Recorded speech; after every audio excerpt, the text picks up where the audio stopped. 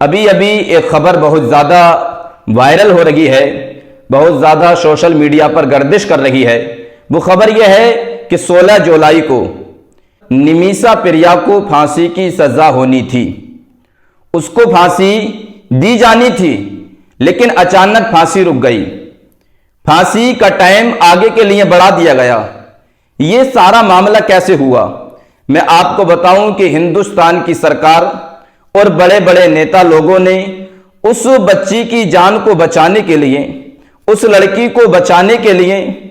بہت کوششیں کی، لیکن یمن کی حکومت نہیں مانی، لوگ نہیں مانے، وہاں کی حکومت جو ہے، وہاں کا قانون جو ہے وہ نہیں مانا۔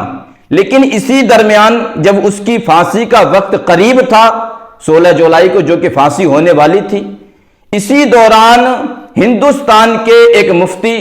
جس کو شیخ ابو بکر کے نام سے دنیا جانتی ہے،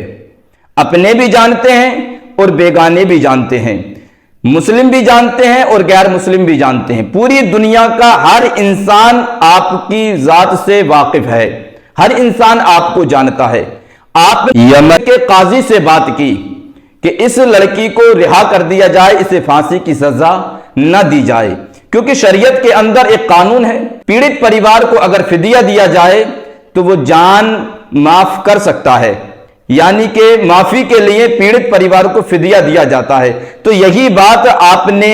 وہاں کے قاضی کے سامنے رکھی کہ آپ کوشش کریں کہ اس بچی کو رہا کر دیا جائے، پھانسی کی سزا نہ دی جائے۔ بہرحال آپ کے کہنے پر آپ کی بات کو وہاں رکھا گیا، لوگوں کے سامنے رکھا گیا، وہاں کے کورٹ میں رکھا گیا، تو اس پھانسی کے ٹائم کو جو 16 جولائی کو ہونے والی تھی، اس ٹائم کو آگے بڑھا دیا ہے، اور اب پیڑت پریوار سے بات چیت چل رہی ہے۔ اس کو خود شیخ ابو بکر صاحب نے بیان کیا ہے کہ میں نے وہاں کے لوگوں سے بات کی ہے، قاضی سے بات کی ہے، قاضی نے کچھ لوگوں کو راضی کر لیا ہے، کچھ لوگوں سے ابھی بات چل رہی ہے، اور کوشش یہی ہے کہ اس بچی کو بحفاظت رہا کر دیا جائے، آزاد کر دیا جائے۔ لیکن یہاں پر میں ایک بات اور کہنا چاہوں گا، وہ یہ ہے کہ یہاں ہندوستان کے اندر آج بھی مسلمانوں کو ایسی نگاہوں سے دیکھا جاتا ہے، شکی نگاہوں سے لوگ مسلمانوں کو دیکھتے ہیں۔ ذرا اس پر بھی تھوڑا دھیان لیں کہ جہاں پر سارے لوگ، بڑے بڑے نیتا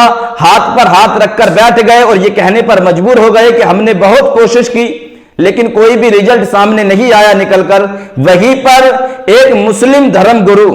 شیخ ابو بکر نے یہ کر کے دکھایا اور وہاں کے لوگوں سے بات کی ہے، اور امید بھی یہی ہے کہ ہو سکتا ہے کہ اس کو رہا کر دیا جائے۔